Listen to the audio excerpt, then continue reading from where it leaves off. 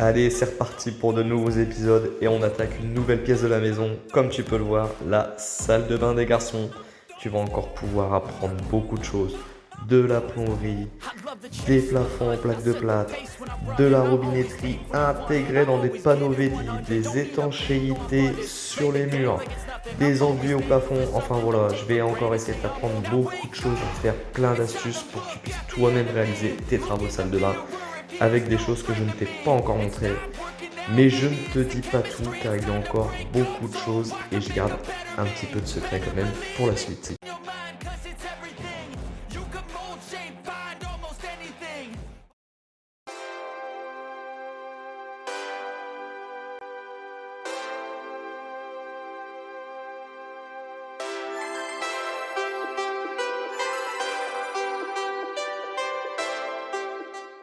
Bon, ça y est, nous y voilà. Je vais pouvoir commencer à poser le revêtement. Et là, c'est une belle étape. Et comme tu as vu les produits, voilà ce qu'on va utiliser. Si tu me suis depuis un moment, tu sauras que c'est exactement la même chose que j'ai mis dans mes toilettes du bas. Je te remontrerai. On l'avait mis en coloris noir. Donc, il existe différents coloris. Et ce sont donc les panneaux top de chez Vedi. Donc là, ce panneau-là est fait spécialement pour le receveur. Le Fundo Top Riolito Neo que j'ai posé du coup là en haut parce qu'il est déjà taillé à la taille du receveur. Il y a également l'ouverture du caniveau qui est déjà faite et moi je vais plus qu'à avoir à le recouper sur la longueur et également la largeur. Donc ça c'est des panneaux qui sont faciles à couper. Encore une fois, comme le Vedi, là tu le coupes pas forcément, tu le coupes pas au cutter, mais tu peux le couper à la scie sondeuse, à la scie plongeante, à la scie circulaire, c'est comme tu veux, mais du coup c'est très simple à couper. C'est très simple également à nettoyer aussi. L'entretien, nous on le voit, c'est vraiment très facile. Et là, on va voir un petit peu ce que ça va donner pour une douche parce que c'est différent d'un habillage de bâti support pour les toilettes où en termes d'entretien, t'as pas non plus énormément à faire. Donc on avait bien aimé le côté nuancé, tu vois, et structuré. Et c'est vraiment simple, c'est agréable, c'est vraiment propre, c'est agréable au toucher. Ça reste tout doux. Et tu sens un petit peu quand même les structures. Donc ça, si je ne me trompe pas, ça doit être une poussière de marbre ou de pierre mélangée à de la résine, encore une fois. On est quand même plus fin. On est sur des panneaux qui font 6 mm d'épaisseur. Donc ça prend vraiment pas de place. Et ça se colle également à la Vedi 610. C'est pour ça que je voulais pas mettre mes bandes d'étanchéité. Parce que là, on va pas avoir la même épaisseur que sur une colle à carrelage où tu peux jouer avec l'épaisseur de ta colle. Là, on pourra moins y jouer quand même. Donc, tu as vu le revêtement, la première chose à faire comme toute chose c'est de mettre le receveur et ensuite de mettre l'habillage pour faire retomber tes parois dessus et faire une bonne étanchéité pour l'eau parce que comme ça le fil de l'eau lui il va suivre sur ton receveur alors que si tu fais tes parois et après ton receveur tu auras toujours un point de faiblesse au niveau de ton joint alors que là ça va filer dessus. Donc ça va être parti, là je vais faire ma première coupe dans le panneau. Je vais couper ma largeur, ma longueur et je vais pouvoir le mettre en place. Tu vas voir, c'est très simple. Quelques cordons de 610 et le tour est joué. Donc ça, c'est vraiment un gros avantage. Encore une fois, le gain de temps, comme l'étanchéité, comme voilà, les panneaux, c'est un gain de temps. Le but, ça va être d'habiller du coup toute la douche avec ça et également mon plan vasque. Bon allez, je t'embête pas plus, c'est parti. Les premières.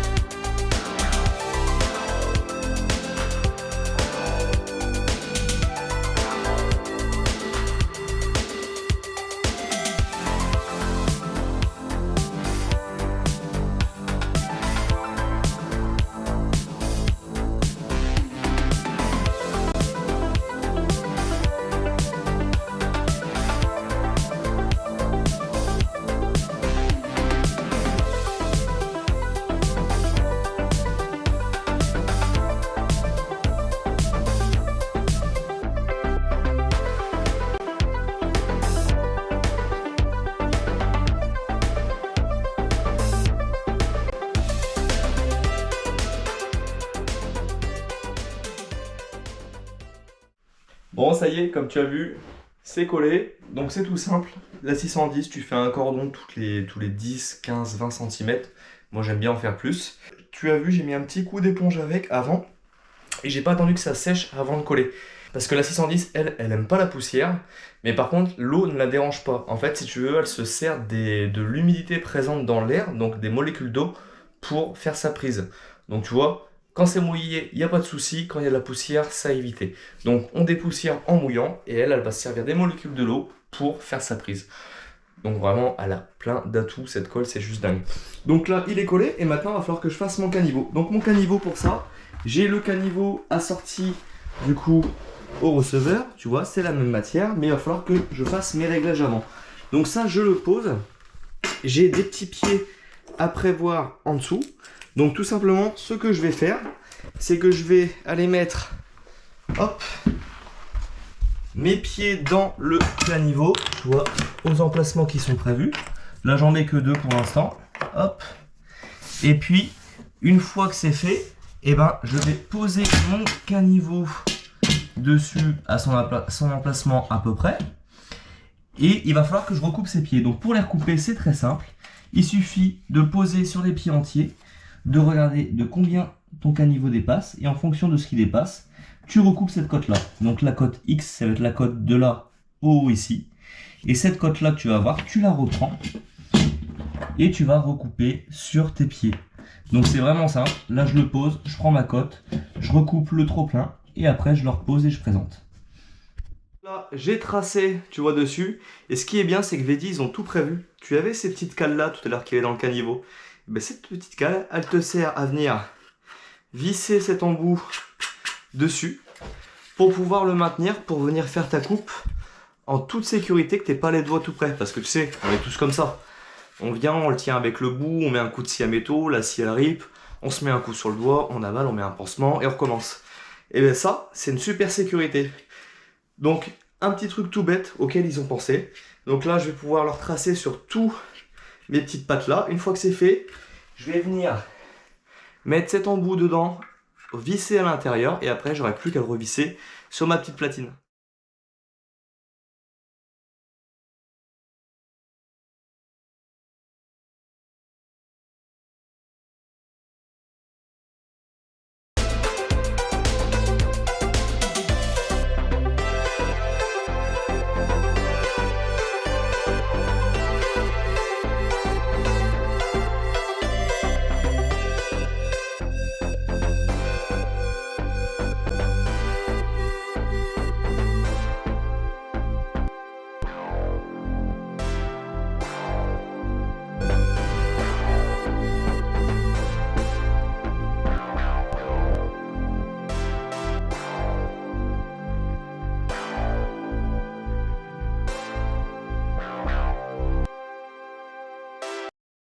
Bon allez, c'est le lendemain. Je fais pas trop de bruit parce que on a les enfants qui dorment. Samedi matin, 7h30. On va pas crier. Donc là, hier, j'ai fini ça. Comme tu as vu, j'en ai profité ici pour faire mon petit retour. Alors oui, ça s'est fait un peu trop tôt, on va dire. Ça aurait été mieux de le faire après. Mais je voulais le faire tout de suite pour protéger mon angle. Comme j'avais fait un petit biseau à 45 pour faire quelque chose de propre ici, et que je veux pas le casser, ben en fait le fait de le faire en dessous ça va le renforcer parce que j'ai peur d'appuyer ici et de venir le casser. Donc j'ai préféré faire mon retour. Ça va pas trop m'embêter par la suite, c'est pas très grave, même si ça aurait été mieux de le faire après. Mais là je fais ça pour éviter tous les problèmes de casse. Voilà, je préfère sécuriser la chose, m'embêter un peu plus avec ce bout là, mais c'est tout, c'est pas grave. Donc là aujourd'hui je vais faire les habillages des parois. Par contre avant, on va resécuriser encore la chose, c'est-à-dire que c'est un peu comme quand tu poses un receveur. Je vais venir refaire un joint ici avant de poser mes habillages. Quand c'est comme ça, tu ne fais pas un joint silicone. Parce que ton joint silicone, dans le temps, lui, il a une durée de vie si tu veux. Donc là, on va refaire un joint PU. Donc on va le refaire avec la 610. Ça va marcher aussi. Sinon, tu prends une colle PU. Ça, dans le temps, c'est indéformable. Ça ne bougera jamais. Comme tu vas avoir ton habillage dessus, tu ne pourras jamais le refaire. Donc là, on sécurise. Et on refait un joint de 610 sur tout le tour. Donc je vais me protéger avec un petit bout de scotch pour pas venir en mettre plein dessus. Et au moins on sera tranquille. Donc je fais ça. Ensuite je vais prendre toutes mes cotes de ce panneau là. On va commencer par le panneau du fond. Et pourquoi on commence toujours par le panneau du fond? Comme ça tu ne verras pas tes joints. En fait c'est comme du carrelage, c'est pareil. Tu fais ton fond, tu commences toujours par le panneau où quand tu vas rentrer dans ta douche, visuellement tu n'auras pas de vue sur les joints. Là en faisant ce panneau là en premier, les joints ils vont être ici en fait. Donc on ne les verra pas de loin. Ça c'est pareil, petite astuce esthétique. C'est important de le faire, visuellement c'est beaucoup plus beau. Donc je me mets là-dessus, et puis après les cotes, et on va aller s'amuser à couper ce super panneau là.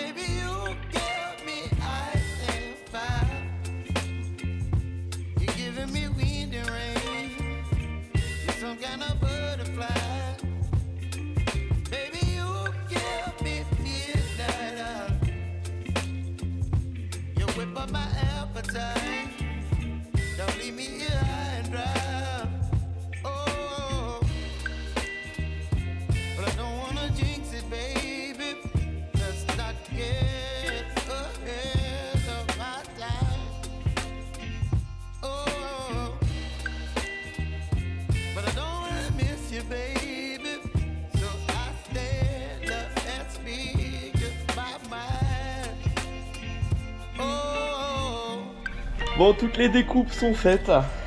Maintenant, il n'y a plus qu'à le monter et voir si ça passe. Donc tu vois, vraiment tout, j'ai essayé de calculer tout au mieux possible. Donc on va voir une fois en place ce que ça dit. Maintenant, il n'y a plus qu'à. Donc je vais demander un petit coup de main à Chérie pour le monter. C'est pas que c'est lourd, mais dans les escaliers, tu le sais, ça passe tout juste. Donc on va faire attention. J'ai acheté ça dernièrement. C'est des petites cales de chez Raimondi pour protéger les angles. Tu vois, quand tu fais du grand format, etc. Et là, je me suis dit que ça pourrait me servir pour ici. Tu vois, pour quand on va le monter, éviter d'abîmer les angles. Donc ça se présente comme ceci. Tu viens le glisser là, sur chaque angle. Et comme ça, si tu viens le monter ou autre et que tu touches un angle, et bien en fait ça te le protège et ça t'évite de casser ton angle. Donc ça correspond à plein d'épaisseur, ça va de 5 mm à 1,5 cm, de 3 mm à 12 mm même. Donc tu vois, là il y a de quoi faire. Donc là je mets ça en place et puis on va s'amuser avec Chérie maintenant. Allez, on croise les doigts.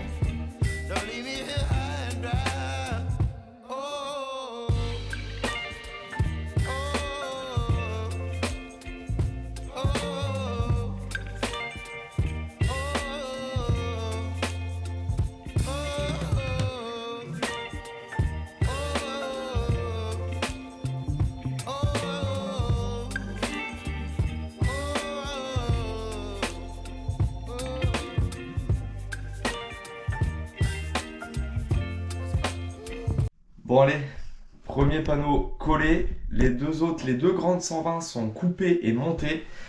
Ils sont juste là, donc heureusement que Chérie était là parce que tout seul ça aurait été très compliqué. Parce qu'en plus c'est assez flexible si tu veux la matière. C'est pas fragile mais c'est flexible. Donc voilà, là je vais maintenant les mettre en place. Je vais déjà regarder à chaque fois un par un s'ils passent. Et s'ils passent, et c'est parti pour le collage. Donc je m'occupe de ça et là... Ça va changer toute l'atmosphère de la bouffe.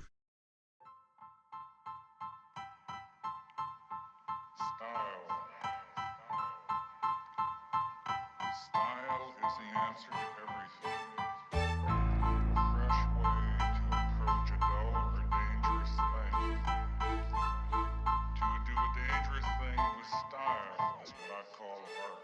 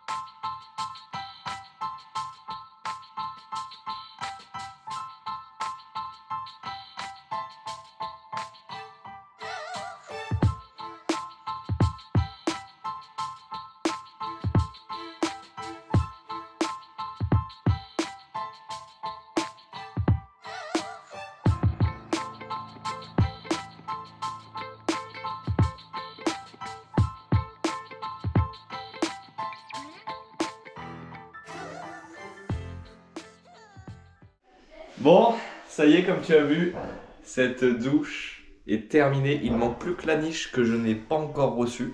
Ça ne devrait tarder bientôt. Donc ça c'est cool, franchement les panneaux ça va à une vitesse folle à installer. La découpe ça se fait très bien à la scie plongeante avec une lame bois, j'ai pris une lame multimatériaux. Ça fait des coupes propres et nettes, franchement c'est vraiment nickel, t'as pas d'éclat. Ça se pose rapidement avec la 610, tu vois là j'ai fait tout ça. Je sais pas, j'ai passé 1 heure hier là-dessus.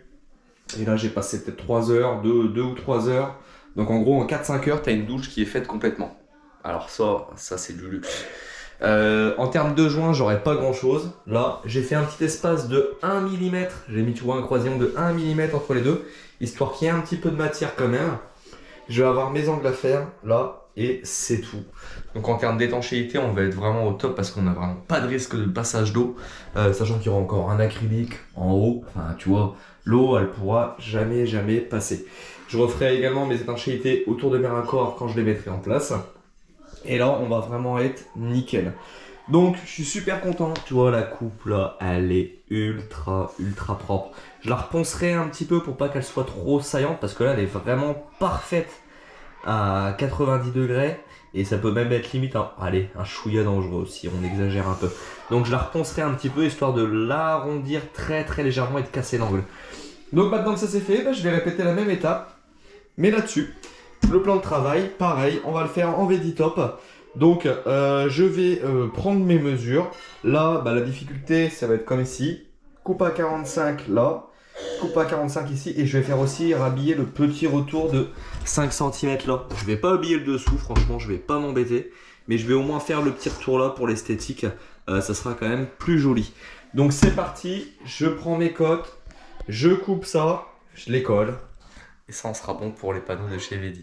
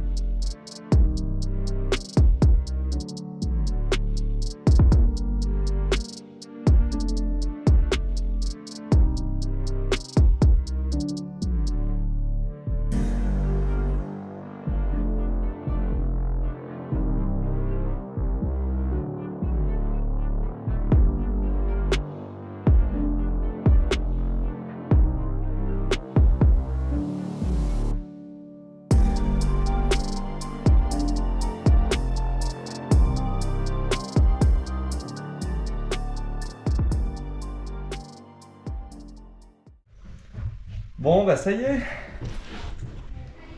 Le plan vasque est terminé. Donc tu vois, j'ai essayé de m'appliquer un maximum sur les coupes à 45 et on est vraiment top. On a l'impression en fait là d'avoir une pierre posée. On a l'impression d'avoir une grosse pierre, tu vois. Là, j'ai fait le retour ici, ce qui fera quand même plus joli. On a vraiment l'impression d'avoir un gros bloc là. Et ça, je trouve que ça fait vraiment, vraiment très très beau. Donc ça, c'est fait. J'ai rajouté entre-temps un petit truc là. Et franchement, ouais, ça va péter, je pense. Hop, la petite télécommande et le petit LED. Alors pour l'instant, c'est juste pour laisser, tu vois, je l'ai posé et il est clair. Hop, il est clair vers le fond. Je le ferai descendre vers le bas. Ou peut-être que je le laisserai comme ça, je sais pas. Mais ça donne un effet de lévitation en fait. Et c'est trop trop beau. Et là, ce qui est bien avec cela, je les ai posés chez un client et c'est vraiment magnifique. Tu vois, tu peux gérer le chaud ou le froid et aussi la luminosité que tu veux mettre. Donc là, ça va être directement branché sur l'éclairage en fait de la salle de bain. Tu vois, je l'ai mis en direct dessus. Comme ça, quand tu allumes l'éclairage là, et ben ça allume en même temps le LED en dessous. Comme ça, il n'y a pas besoin d'avoir une petite télécommande en plus ou autre. Ça sera tout le temps allumé. Et moi, j'adore parce que voilà, en termes de déco, et ben c'est quand même un petit plus. Alors ça aurait pu être bien peut-être de le faire à part pour juste avoir une petite lumière quand tu viens le matin dans la salle de bain. Mais ça aurait fait 2 interrupteurs, je voyais pas trop l'intérêt. Je trouve que c'est quand même plus beau de le laisser allumer. Donc voilà, le petit plus. Donc maintenant que les panneaux sont collés, et ben je vais pouvoir enfin faire l'encadrement de la porte. Donc j'ai pas grand chose à faire, tu vois. J'ai un tout petit bout de placo à mettre là. Hop, un double rail, un bout au-dessus et c'est tout. Il y a vraiment pas grand chose. Donc ça va aller bien, ça va aller vite. Donc j'ai fait en sorte que le bâti vienne finir pile poil contre ici, histoire qu'il soit un maximum déporté sur la droite, pour pas que la poignée elle vienne trop abîmer le mur ici. Des petits détails auxquels il faut penser, parce que là on sera en poussant droit comme ça, pour pouvoir rentrer dans la salle de bain et pas faire une porte vers l'intérieur, parce que la porte si elle avait été vers l'intérieur, eh ben, on aurait pu se la prendre dans le dos ici. Donc voilà, faut essayer de penser à toutes ces petites astuces là. C'est des petits conseils, mais ça peut changer la donne des fois. Donc là c'est bon, bah écoute, je m'attaque à ça, hein. Ça va aller vite, hein. Un peu de rail et puis un peu de placo et on n'en parle plus. Comme ça, je pourrais m'attaquer demain aux bandes. Je vais pouvoir tout reprotéger, là je vais protéger tout ce que j'ai fait et je vais pouvoir faire toutes les bandes, plafond et murs, charger, etc. et pouvoir être prêt pour les prochaines étapes.